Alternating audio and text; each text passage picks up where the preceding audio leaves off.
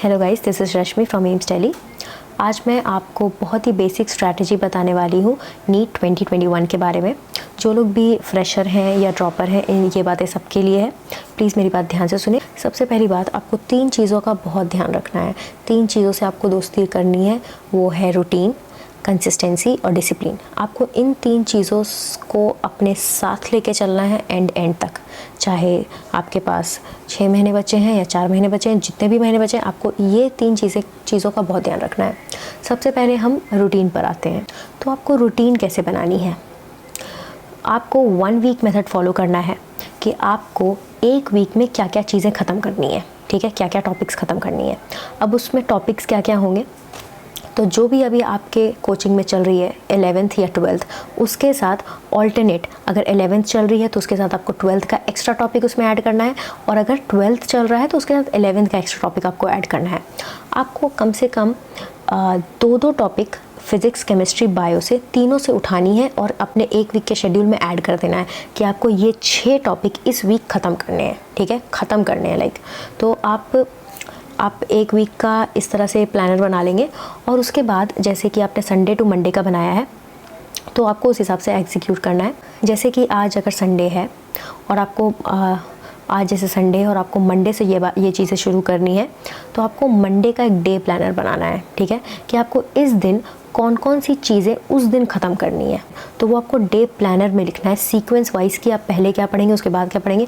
तो मैं आपको ये बोलूँगी कि ऑल्टरनेटली बनाएं, कि आपको जो चीज़ें टफ़ लगती है पहले टफ़ करें, फिर इजी करें, फिर टफ़ करें, फिर इजी करें, उस हिसाब से जो आपको सूट करता है। अच्छा यही होगा कि अगर आप शुरू करेंगे टफ़ चीज़ों से, क्योंकि जब आप सुबह उठते हैं तो आपका दिमाग फ्रेश होता है। तो अगर आप अपने कमज़ोरियों पे ज़्यादा अगर फोकस करेंगे उठते के साथ, तो वो सब चीज़ों पे आप ज़्यादा ध्यान दे पाएंगे। ठीक है, इजी चीज़ों को रात के लिए रखें या फिर ऐसे टाइम के लिए रखें जहाँ पे आपका कंसंट्रेशन जिस समय आपका पूरी तरह से नहीं बन पाता है। तो आप इस तरह से जब करेंगे तो आप ये देखेंगे कि आपका 2 से 1.5 महीने में आपका पूरा सिलेबस एक बार रिवाइज़ हुआ रहेगा। ठीक है, आपको अपने कोचिंग के या स्कूल के हिसाब से नहीं चलना है, आपको अपने हिसाब से चलना है, अपना शेड्यूल खुद बनाना है। उसके बाद जब आप एक बार रिवाइज कर लेंगे तो आपको फिर जो आप उसके 1.5 महीने बाद या 2 महीने के बाद, अगर आप जितने जल्दी भी खत्म करते हैं, फिर से वही साइकिल रिपीट करनी है। और इस पर थोड़ा और जल्दी जो आपने 2-2 टॉपिक ऐड किया था वो आपको 3-3 टॉपिक ऐड करना है। आपको थोड़ा फास्ट करना है रिवाइज। आपको एक चीज़ ध्यान रखना है, आप जब भी रिवाइज कर रहे हैं तो चीज़ों को जल्दी रिवाइज करें। जल्दी उससे क्या होता है कि दिमाग हमेशा फोकस्ड रहता है। अगर आप जल्दी चीज़ें बोल रहे हैं, बोल के याद करें, तो आपका दिमाग हर समय उस चीज़ पे फोकस्ड रहता है, फालतू की चीज़ें दिमाग में नहीं आती है। ये हो गई रूटीन की बात। उसके बाद आते हैं गाइस कि अभी आपके कोचिंग्स में टेस्ट होंगे। ठीक है, अभी पूरे 6 महीने बहुत टेस्ट होंगे। अभी तो आप जाएंगे, आप बहुत अच्छे से टेस्ट देंगे, फिर बीच में क्या होता है 2-3 महीने के बाद लोग जो है टेस्ट देना छोड़ देते हैं। 1-2 टेस्ट मिस करते हैं, फिर धीरे जब एग्ज़ाम करीब आने लगती है, 1-2 महीने बचते हैं, तो वो टेस्ट देना छोड़ देते हैं। तो आपको ये नहीं करना है, आपको टेस्ट सारा देना है, आपको एक भी टेस्ट छोड़ना नहीं है। ठीक है, मान लीजिए अगर आप कोई टेस्ट अपने बीमार होने के कारण या किसी रीज़न से छोड़ देते हैं, तो उसका पेपर ले लें और उसको वैसे ही घर में क्लॉक लगा के 3 घंटे में सॉल्व करें। ठीक है, और वैसे भी अगर आप कोई भी टेस्ट अपने इंस्टीट्यूट में देते हैं तो घर आके उसको ज़रूर सॉल्व करें। अब टेस्ट में आपको एक काम करना है कि आपको थोड़ा एक्सपेरिमेंट करना है अपने ऊपर। ठीक है, एक्सपेरिमेंट करना है, थोड़ा रिस्क लेना है। मेरा ये कहने का मतलब है, जिन टॉपिक्स पे आपको बहुत कॉन्फिडेंस है कि आपको पूरी तरह से आता है, उस टॉपिक्स को आप क्या करें, उसके टेस्ट के लिए आप ना पढ़ें। ठीक है, आप बोलेंगे कि ना पढ़े, क्यों ना पढ़े? इसीलिए ना पढ़ें क्योंकि आपको लगता है कि आपको सब आता है, लेकिन आप उस टेस्ट जाके परफॉर्म करेंगे तो आपको एग्जैक्टली समझ में आएगा कि आपको कितना परसेंट आता है। आप तो नीट का पेपर तो दे नहीं रहे हैं। अगर आप ये सोचो कि अगर वो नीट का पेपर हो और आप इस भुलावे में हमेशा जी रहे हो कि आपको वो 100% आता है, उसके बाद घर आके फिर आप जो भी उसमें गलतियाँ की हैं आपने, उसके बाद जाके पढ़ें।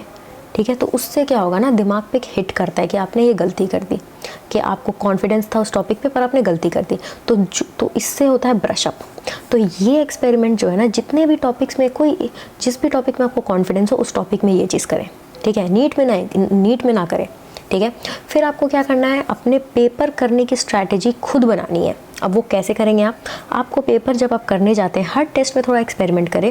थोड़ा एक्सपेरिमेंट ये करें कि आप कभी पहले फिजिक्स पहले अप्रोच करें, किसी दूसरे टेस्ट में केमिस्ट्री करें, कभी टेस्ट में बायो अप्रोच करें। ये देखें कि आपको कौन सा तरीका ज़्यादा सूट करता है पेपर करने का, ठीक है पहले, ठीक है। तो उससे ये समझ में आएगा कि आपको नीट में एग्जैक्टली किस तरह से पेपर अप्रोच करना है, ठीक है।